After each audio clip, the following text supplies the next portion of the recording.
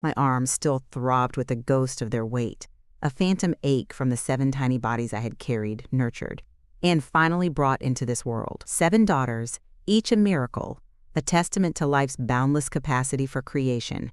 But as I lay there, recovering, my heart swelling with a love so vast it threatened to burst, I watched him.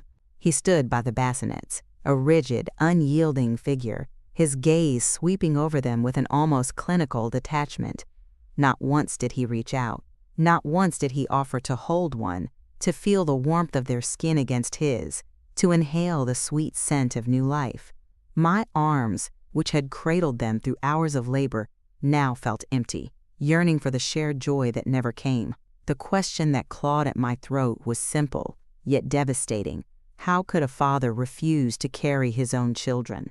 What deep-seated aversion, what profound disappointment could lead to such a chilling rejection? I had envisioned a future filled with shared laughter, with tender moments of fatherly affection.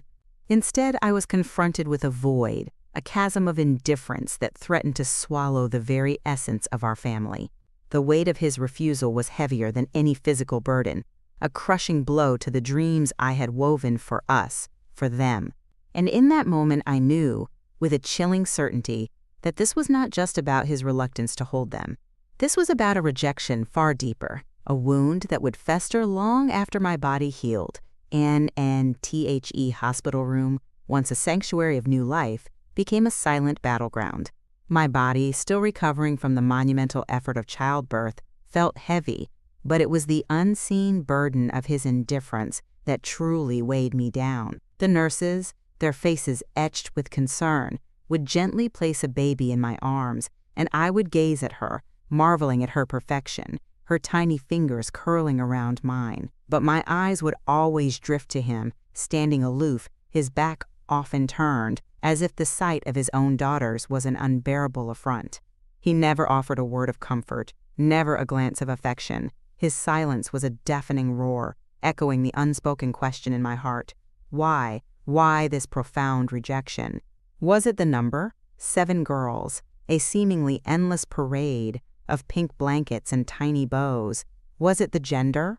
The unspoken desire for a son, a male heir to carry on his name, now a bitter disappointment. I tried to rationalize, to find an explanation for his coldness, but none sufficed. His absence, even when physically present, was a constant, aching void. My mother, who had rushed to my side, saw it all. Her eyes, usually so vibrant, were now clouded with a mixture of anger and sorrow.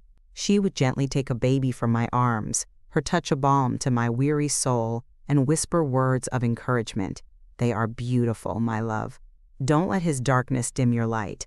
But his darkness was a pervasive fog, seeping into every corner of my existence.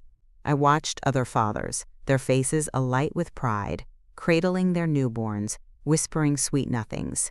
The contrast was a cruel mockery, a constant reminder of what I was missing, what my daughters were missing.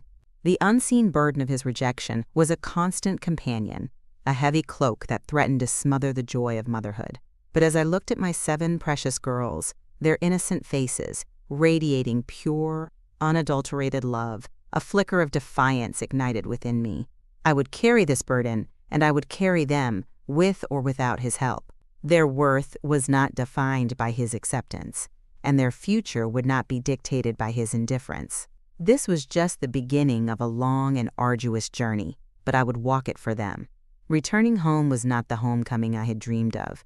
The house, once filled with the promise of new life, now felt hollow, echoing with the unspoken absence of a father's embrace.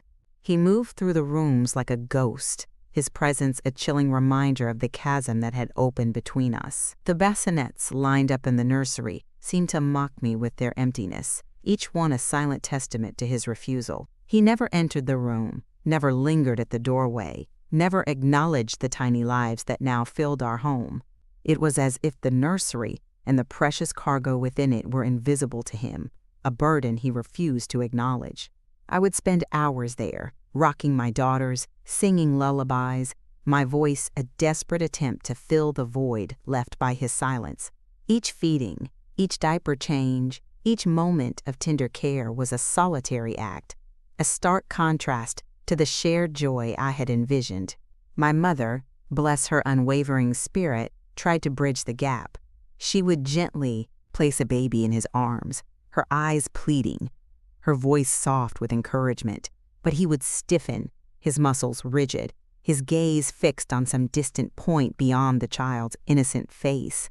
He would hold them for a fleeting moment, his touch hesitant, almost repulsed, before handing them back to me, his relief palpable. It was a ritual of rejection, played out again and again, each instance a fresh wound to my already bruised heart. The empty cradle of his affection was a constant ache, a reminder of the love that was withheld, the connection that was denied. I watched my daughters, their tiny hands reaching out, their eyes searching for a warmth that never came from him. How long would it be before they noticed? Before they understood the silent rejection that permeated our home? The thought was a chilling premonition, a fear that gnawed at me day and night. I had to protect them, to shield them from the pain of his indifference. But how do you shield a child from the absence of a father's love? The house, once a symbol of our shared future, now felt like a cage, and I was trapped within its walls, with 7 innocent souls depending on me. The empty cradle was not just a physical space, it was a metaphor for the emotional void that threatened to consume us all. But I would not let it. I would fill that void with my love, with my strength, with my unwavering devotion. For them, I would be both mother and father, a fortress against the cold reality of his absence. NNTHE world outside our home became a mirror reflecting his silent scrutiny. Every outing, every visit, every interaction was tinged with the unspoken judgment of others. Neighbors would offer sympathetic glances, their eyes lingering on my 7 daughters, then subtly shifting to him, a silent question hanging in the air. Friends would offer well-meaning advice, their words carefully chosen, avoiding any direct mention of his coldness, yet their concern was palpable. I felt like I was living under a microscope, every move, every decision, every interaction scrutinized for signs of distress, for evidence of the unspoken truth. He, meanwhile, maintained his facade of normalcy, a master of deception. In public, he would offer a perfunctory smile, a fleeting touch, just enough to deflect suspicion, to maintain the illusion of a loving family. But I knew the truth, the chilling reality that lay beneath the surface. His public displays were a performance, a carefully choreographed act designed to protect his image, not to nurture his family. The silent scrutiny of others was a constant reminder of my isolation, of the burden I carried alone. I longed to confide, to scream, to expose the truth of his cruelty, but fear held me captive, not for myself, but for my daughters. What would happen if I shattered the illusion? What further wrath would his exposed ego unleash upon us? I had seen the darkness in his eyes, the chilling indifference that bordered on cruelty. I knew, instinctively, that he was capable of anything. My mother, ever vigilant, tried to offer a shield, her presence a silent defiance against the unspoken judgments. She would hold my hand, her touch a silent reassurance, her eyes conveying a message of unwavering support. "Let them talk, my love," she would whisper. "Their words cannot touch your truth." But their words, their glances, their silent scrutiny chipped away at my resolve, eroding my confidence, making me question my own sanity. Was I overreacting? Was I imagining his coldness? No. The answer was a resounding no. The pain was too real, the void too vast. The silent scrutiny was a constant pressure, a weight that threatened to crush me. But as I looked at my daughters, their innocent faces trusting, their eyes filled with an unshakable love, I found a renewed strength. I would not let their judgments define me, nor would I let his cruelty break me. I would endure for them. And in my endurance, I would find my own quiet rebellion against the silent scrutiny of the world. NNTHE silent scrutiny, once a source of shame, slowly began to transform into a catalyst for rebellion. The whispers of concern from friends and family, once a painful reminder of my isolation, now became seeds of defiance, germinating in the fertile ground of my growing anger. I started to notice the subtle acts of kindness, the quiet gestures of support that had always been there, but which I had been too consumed by my own pain to fully appreciate. A neighbor offering to babysit, a friend bringing over a home-cooked meal, a relative sending a thoughtful gift for the girls. Each act was a small affirmation, a reminder that I was not alone, that there were people who saw my struggle and cared. Mother, ever the strategist, began to subtly plant ideas, to gently push me towards action. She spoke of my rights, of the girls' rights, of the injustice of his behavior. She introduced me to stories of other women who had overcome similar struggles, their resilience, a beacon of hope in my own darkness. I started to read, to research, to educate myself about legal options, about support networks, about ways to reclaim my life. The fear was still there, a constant companion, but it was now tempered by a growing sense of empowerment. I began to see the cracks in his carefully constructed facade, the subtle signs of his insecurity, his fear of exposure. He thrived on control, on my silence, on my fear. But with each seed of rebellion that took root within me, his grip began to loosen, his power to wane. I started to speak up, subtly at first, then with increasing confidence. I would challenge his dismissive remarks, question his arbitrary rules, assert my own needs and the needs of my daughters. The change was imperceptible to him at first, a slow burn that he dismissed as postpartum hormones. But it was a fire, steadily growing, fueled by a righteous anger and an unwavering love for my children. The seeds of rebellion had been sown, and they were beginning to sprout, promising a harvest of freedom and justice. The path ahead would be fraught with challenges, but I was no longer walking it alone. I had an army of silent supporters and a growing strength within me that would not be denied. The rebellion had begun, and I was ready to lead it. The seeds of rebellion had blossomed into a full-blown determination, and the time had come for the unveiling of truth. The carefully constructed facade he had maintained for so long was about to crumble, exposed by the relentless light of reality. I had meticulously documented everything, every cruel word, every dismissive glance, every act of neglect. My mother, my unwavering ally, had helped me gather evidence, compiling a dossier of his indifference that was both heartbreaking and damning. We had consulted with lawyers, their faces grim as they absorbed the details of my living nightmare. They assured me that justice, though often slow, would prevail. The fear was still a cold knot in my stomach, but it was now overshadowed by a fierce resolve.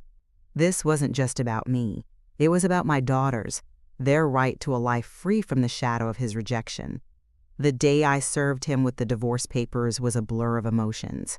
His face, usually so impassive, contorted into a mask of shock and disbelief, then quickly hardened into a familiar mask of rage. He tried to intimidate me, to threaten me, to remind me of his power, but I no longer cowered. I met his gaze, my own eyes, reflecting a newfound strength, a quiet defiance that surprised even myself. The battle lines were drawn. He was the oppressor, and I, with my 7 innocent daughters, was the warrior. The legal proceedings began, a grueling process of depositions, hearings, and endless paperwork. He tried to discredit me, to paint me as an unstable, vengeful woman. He brought up old arguments, twisted my words, tried to undermine my credibility. But I held firm, my truth unwavering, my resolve unyielding. Each painful memory I recounted, each piece of evidence presented, was a step closer to freedom, a step closer to a new beginning for my daughters and me. The unveiling of truth was not just about exposing his cruelty.